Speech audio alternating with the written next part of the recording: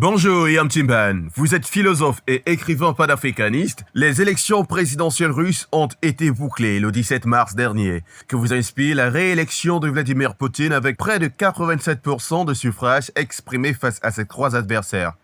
Cette réélection nous rappelle un certain nombre d'enseignements généraux et un certain nombre d'enseignements spécifiques. Je crois que parmi les enseignements généraux, nous devons retenir le fait que chaque fois qu'un peuple est injustement agressé par un autre peuple, en général, il se range derrière son leader dans l'espoir de qu'il puisse l'organiser de façon optimale, de façon efficace pour pouvoir se battre, se protéger et se défaire de la menace qui est à sa porte. Et je crois que Vladimir Poutine joue ce rôle depuis un certain temps de ce leader-là, derrière lequel le peuple s'est organisé. Donc sa réélection, c'est simplement l'expression de cette mise en ordre de bataille du peuple russe qui est rangé derrière son leader face à une menace extérieure qui est existentielle, comme d'ailleurs le disent les Occidentaux eux-mêmes, et qui aujourd'hui va donc permettre à ce peuple de pouvoir, voyez-vous, continuer à exister et à être en paix. Dans l'imagerie populaire, il est appelé l'indéboulonnable. Pensez-vous vraiment que le patron du Kremlin bénéficie de l'adhésion populaire en Russie ? Je pense que la démonstration a été faite que le peuple russe a adoubé, adhère à la vision du président russe. L'imagerie populaire, c'est mis pour qui? C'est mis pour le peuple russe ou mis pour la pseudo-communauté internationale autoproclamée qui ne représente, si l'on considère le G7, que 6% de la population mondiale. Vous croyez que c'est ces gens-là qui doivent déterminer si un peuple adhère ou non à l'idéologie de son leader? Je crois qu'il faut qu'on arrête de réfléchir comme ça. Les Russes, le peuple russe, ils sont 180 millions, ils sont quand même suffisamment importants pour savoir ce qu'ils veulent. Donc, je crois que Poutine a été reconduit au pouvoir. Il y a des raisons historiques qui s'observent, qu'il y a des règles de l'histoire qui justifient ça, et il y a des règles spécifiques qui justifient ça. Et il faut le comprendre comme ça. Peut-on voir cette réélection de Poutine sous le prisme d'une défaite pour le bloc occidental qui a tant caressé le rêve de le voir tomber en disgrâce, connaissant les tensions qu'il y a entre Moscou et Kiev ?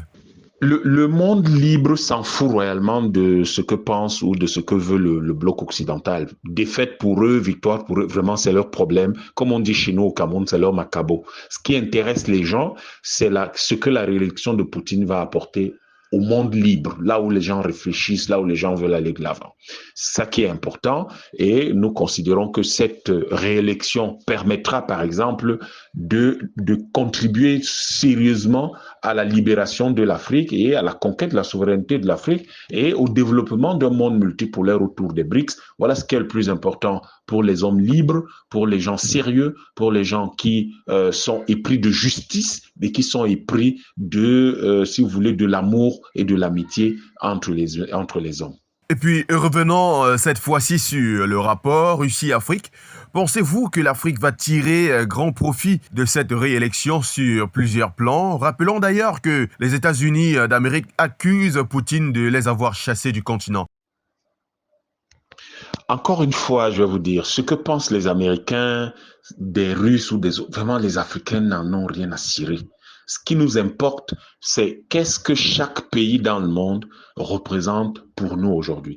La Russie, en tant que partenaire, en tant que pays ami, nous permet de nous libérer du néocolonialisme occidental sur l'Afrique et particulièrement du néocolonialisme nazi de la France sur les pays où on parle le français et utilise le franc CFA. Le reste, sincèrement, ce qu'ils pensent de la Russie ne nous intéresse pas. Ce qui nous intéresse, c'est ce que nous pensons pouvoir faire avec la Russie.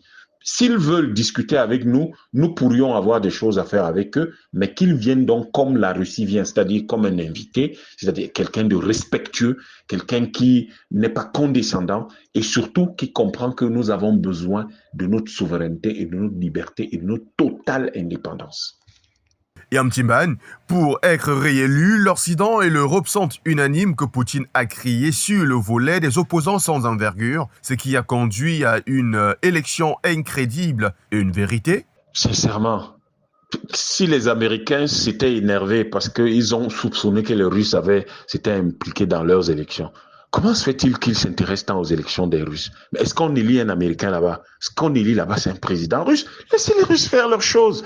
Mais je veux dire qu'en fait, il y a des gens qui n'ont rien à faire chez eux ou ils sont tellement peu occupés dans leur fonction de dirigeant de leur pays qu'ils s'intéressent à ce qui se passe à la Russie. Mais la Russie ne s'intéresse pas à ce qui se passe chez eux. Vraiment, sincèrement, on s'en fout de ce que pensent les Occidentaux de l'élection des Russes chez les Russes. Ils ont élu leur président, c'est leur président, ils ne s'occupent que des affaires de la Russie, que les Américains et les Européens s'occupent de leurs affaires, de leurs pays qui sont en train de s'appauvrir, parce que c'est quand même préoccupant. Ça, c'est une vraie préoccupation et ils doivent pouvoir s'occuper de ça et non pas de ce que les Russes, eux, ils ont décidé de faire en toute souveraineté. Yam Tchemban, merci.